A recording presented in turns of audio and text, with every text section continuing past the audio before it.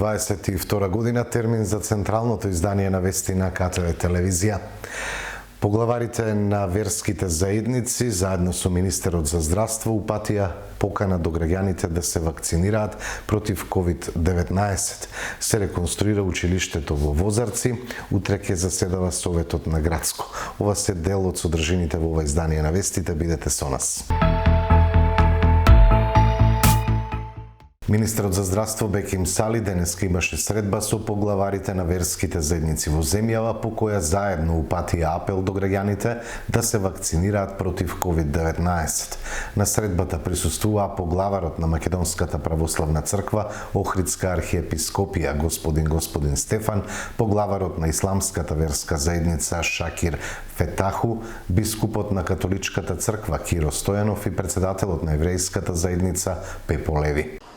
Во време на пандемија, кога речиси секој од нас е погоден од вирусот, кога дел од нас изгубивме и многу наши драги најблиски, посакувам на овој заеднички начин да упатиме апел секој граѓанин да ја свати сериозно потребата за вакцинација, да одговори на нашиот повик за вакцинација и да не дозволи никој да ги поколеба во стремежот за спасување на својот и на животот на луѓето околу нас од оваа чума која веќе 2 години го сменил и начинот на нашето живење. Ја користам оваа прилика, заедно со челниците на верските заедници, да им се заблагодарам нив за ова благородна иницијатива, а при тоа уште еднаш сакам да ве повикам сите да се вакцинирате. Убеден дека овој е најбезбедниот начин за заштита од ширење на вирусот, но и единствениот начин за спречување на ширење на инфекцијата. Затоа ве молам, вакцинирајте се.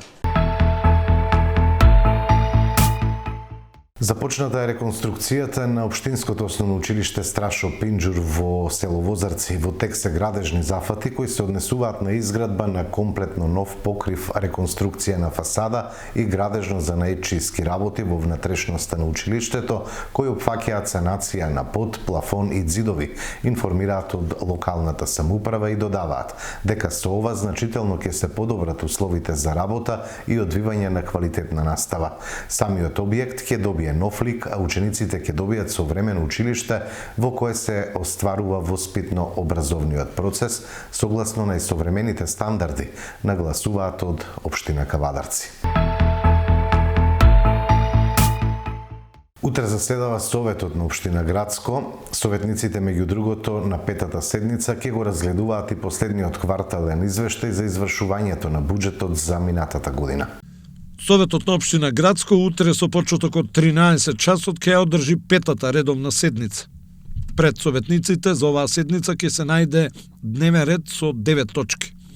Прво, советниците ќе треба да го усвојат записникот од четвртата седница на Советот на Општина Градско, а потоа да го разгледаат и кварталниот финансиски извештај за извршување на буџетот на Општина Градско за периодот од 1.1.2021 до 31. декември 2021, односно последниот четврти квартал.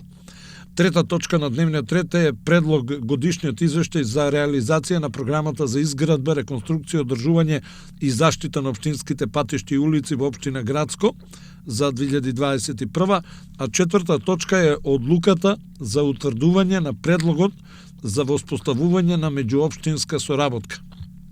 Потоа, советниците ќе го разгледаат и правилникот за начинот на остварување на право на користење на средства, начин и висина на одредување на еднократна парична помош и помош во натура и потребната документација за остварување на ова право, за да веднаш потоа ја разгледаат и предлог одлуката за прифаќање на предлогот за воспоставување на меѓуопштинска соработка.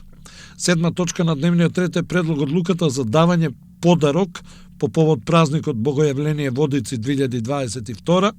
Осма точка е разгледување на барање и поднесоци, а последната девета точка е точката разно. Сојузот на синдикати на Македонија најави дека утре ќе ја блокира улицата пред Стопанска комора и организацијата на работодавачи. Ваквата одлука е, како што велат, со цел да ја искажат својата сериозна намера дека не отстапуваат од барањето минималната плата да биде 18.000 денари. Оперативниот план за вработување со рекорден буџет од 28 милиони евра за оваа година, велат од СДСМ. Владата, предводена од Социјалдемократскиот сојуз на Македонија, презема ефикасни мерки и политики кои предонесуваат за пат на невработеноста и повисок животен стандард за сите граѓани. Оперативниот план за активни мерки и програми за вработување е една од мерките кои со години даваат одлични резултати во намалување на стапката на невработеност. По одличната реализација минатата година, за оваа година за оперативниот план обезбеден е рекорден буџет од 1,73 милиарди денари или 28 милиони евра, што е за 230 милиони денари повеќе отколку претходната година. Една од најатрактивните мерки од планот, мерката за самовработување, освен вработување на младите, обезбедува тие да започнат свој бизнис и да вработат дополнителен број луѓе. Успешноста на мерките и политиките на СДСМ е потврдена и со официјални податоци. И во време на криза, стапката на невработеност опаѓа. Во третиот квартал од 2021 година, таа изнесувала рекордно ниски 15,7% со тенденција за дополнително намалување. Наша цел како партија, предводник на владината коалиција, е едноцифрена стапка на невработеност до 2026 година.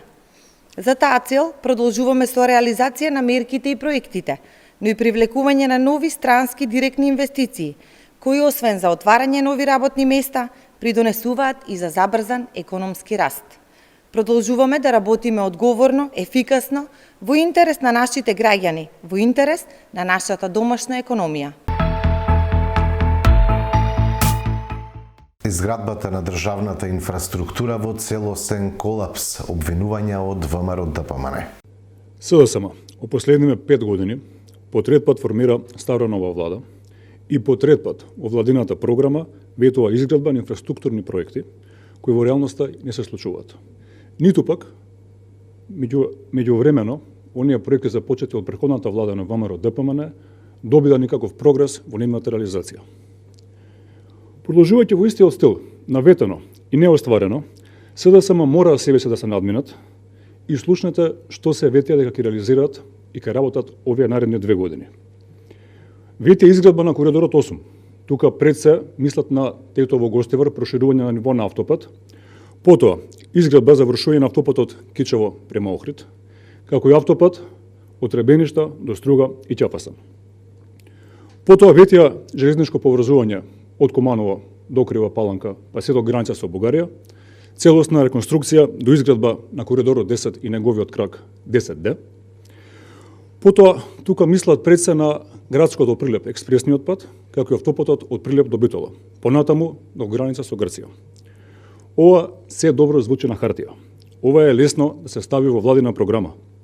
Но кога ќе дојдеме до оперативно реализирање на ветените инфраструктурни проекти, сваќаме дека си имаме работа со СДСМ. Си имаме работа со нивната нестручност, нивната инертност и нивната неможност да градат државната инфраструктура. Како коментар, ќе додадам дека Македонија ниту има капацитет финансиски во 2 години да ги изгради или паралелно да ги гради овие инфраструктурни ветувања, ниту пак има капацитет градежната оператива во оваа држава за да се направат сите овие делници. Како еден пример, ќе наведам еден голем шопинг мол во Скопје, кој што неодамна се градеше.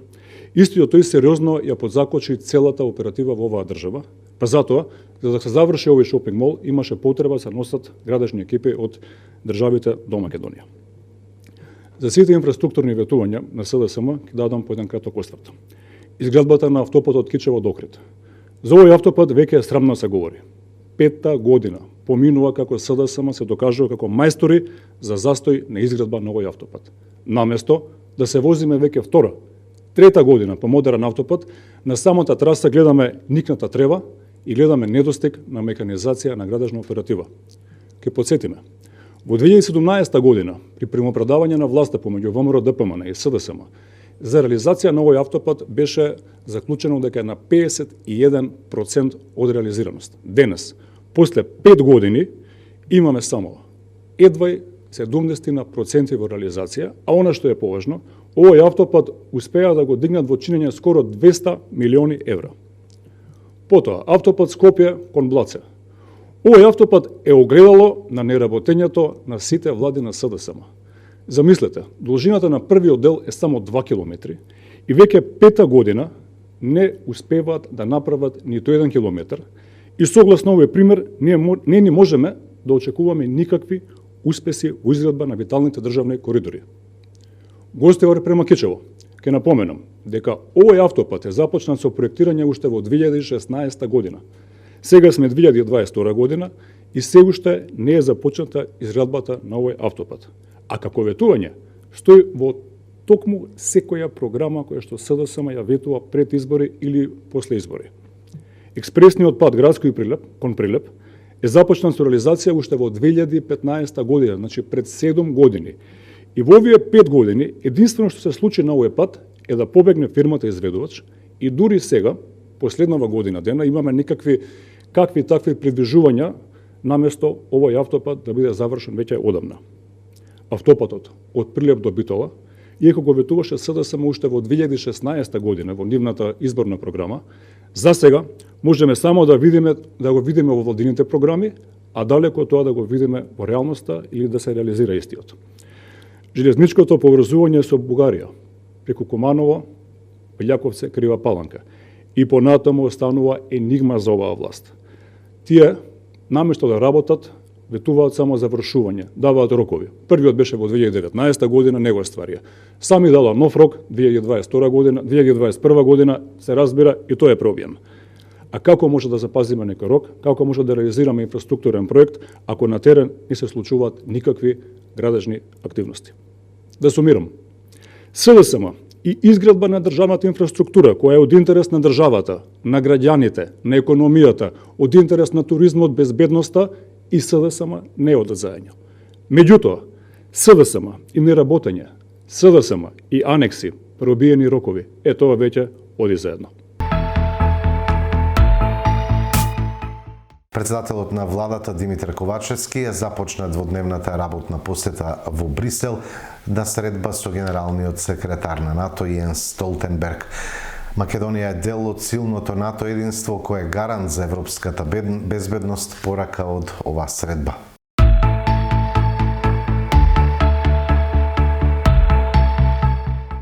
Увестите информации од спортот. ГРК Тиквеш се врати од Прилеп со 3 бода. Кавадарчани одиграа речиси безпрекорен надпревар и славеа со 24-31. Заврши паузата во македонската ракометна елита. Вчера се одиграа средбите од редовното 17-то коло. Не се одигра надпреварот Металург Вардар заради проблемите со кои се соочува Металург, а средбата Еврофарм Пелистер Охрид се игра денес. На средбите кои што се одиграа вчера се постигнаа следниви резултати. Еврофарм Пелистер 2 Скопје 37-26, Пролет Струга 30-22 и Бутел Радовиш 26-22. Ракометарите на ГРК Тиквеш имаат тешко гостување во Прилеп и се очекуваше неизвестен надпревар. Меѓутоа, до тоа не дојде бидејќи кавадарчани одиграа речиси безпрекорен надпревар. По само 15 минути игра Тиквеш водеше со 2:9, а на полувреме беше 12-17. Прилеп намали на 14-17 и толку. Кавадарчани повторно се одлепија и рутински одиграа до крај за конечни 24-31. Важна победа за ГРК Тиквеш во борба за место во плейофот. Симиц со 7 гола беше најефикасен кај Тиквеш, а Јанчев, Трпчевски и Темелковски постигнаа по 5. Кај Прилеп најефикасен со 6 погодоци беше Шоковски.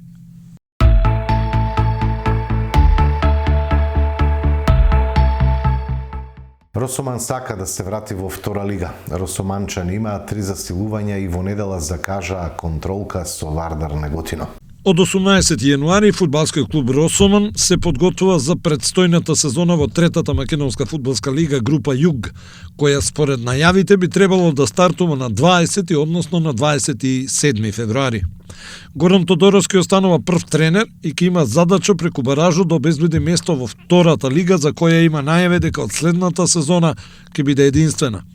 Росоманчани за таа цел ангажираа засега 3 засилувања, и тоа од екипата на Локомотивот Градско доведен е Емануел Елмазов, играч од средината на теренот. Во клубот од редовите на Плачковица се врати напаѓачот Игор Ѓорѓиев Тоти, а трето засилување е 20-годишниот дефанзивец Бојан Миланов. Во недела, 6 февруари со почеток од 13 часот, Росоман закажа пријателски надпревар на домашен терен против екипата на Вардар од Неготино. Првенството во третата лига Југ ќе стартува според ковид протоколите, односно вакцинација на фудбалерите или тестови пред секој надпревар за оние кои немаат примено 2 дози вакцина. На 13 февруари на состанокот на раководството на третата лига Југ ќе биде познат и бројот на екипи кои ќе се надпреваруваат. Овој регион брои 14 екипи, а на состанокот секој од екипите ќе мора да се изјасни дали ги прифаќа условите. Услов да започне сезоната е да има најмалку 6 пријавени екипи. Оние екипи кои нема да се пријават, автоматски ќе се преселат во понизок ранг, односно во општинска лига.